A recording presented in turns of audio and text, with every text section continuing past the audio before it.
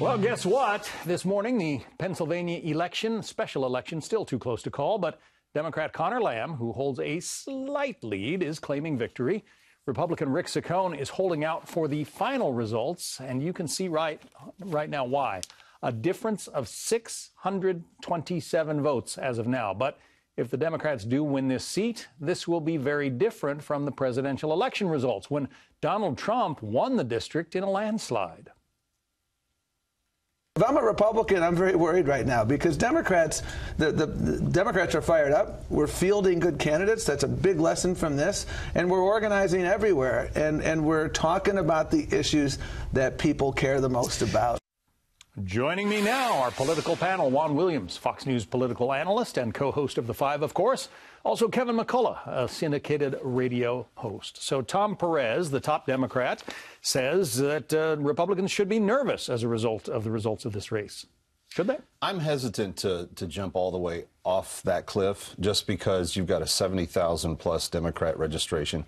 Trump did carry it. He carried it like he carried much of the Rust Belt on his message to steel and coal and all of that. Look at this race. You had a scandal-plagued incumbent. You had a candidate that the Republicans put up who did not work very hard for the seat. And you had a guy that they came in that was really much more conservative, very non-Nancy Pelosi-like. I don't think it's a consistent picture of what you're going to have in all the other races, but I think Republicans need to take the lesson that they got to be prepared for every one of them. Conor Lamb, to a large extent, did run against Nancy Pelosi, and you have to wonder if he does get the seat, how that's going to go over in the Democratic caucus. But is that a strategy for some Democrats? Well, I think what the strategy is for Republicans is to demonize Nancy Pelosi. They made her the centerpiece of their advertising. But this is a Democrat who went after Nancy Pelosi. No, he didn't go after her. He simply said he wouldn't vote for her to lead the caucus. And then he brought in Tim Ryan, the congressman from Ohio, who ran against Nancy Pelosi last time. So clearly he's identifying with the anti-Pelosi contingent. Still a pretty big slap in the face for the minority leader.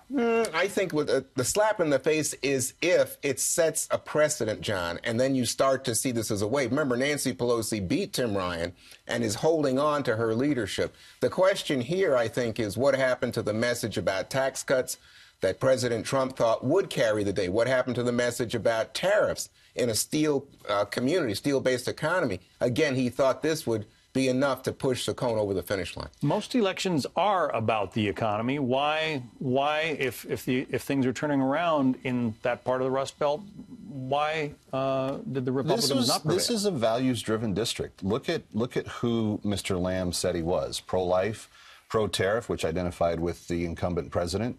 This is a group of people that vote more on what they believe, maybe, than just typical party lines. I think that with the scandal, and I don't think you can overstate that. You had a pro-life incumbent who pressured an illicit girlfriend to have an abortion. I mean, that's what the premise of this special election was about.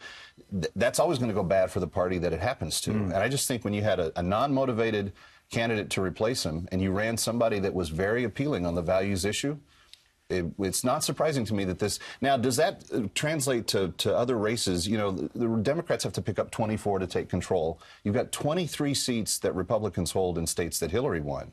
Republicans better have their game on, but I don't think you can paint a broad brush. Does this open a door for some blue dogs to get in? Probably so. But Republicans need to be on the offense. They need to tell the message of the economy, and they need to keep telling it long and loud. And the party in charge can't take anything for granted come November of this year. No, you know, and remember, Republicans put a lot of money in. Outside groups put in about $7-8 million, John. So they outspent the Democrats in this race.